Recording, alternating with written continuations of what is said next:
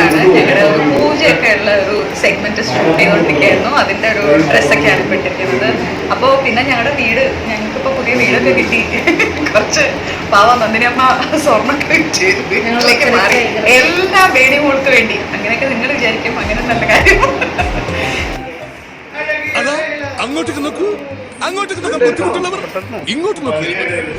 അതാണ് നമ്മുടെ നായകൻ. എനിവേ, ഈ 100 എപ്പിസോഡ്സിലൂടെ ഞങ്ങളെ സപ്പോർട്ട് ചെയ്തിരിക്കുന്ന എല്ലാവർക്കും ഒരുപാട് നന്ദിയുണ്ട്. ഇനിയും കഥ എക്സൈറ്റിംഗ് ആയിട്ടുള്ള ഒരുപാട് സിറ്റുവേഷനിലൂടെയും ട്വിസ്റ്റും ടേൺസും ഒക്കെ എടുത്ത് പോയിക്കൊണ്ടിരിക്കുകയാണ്.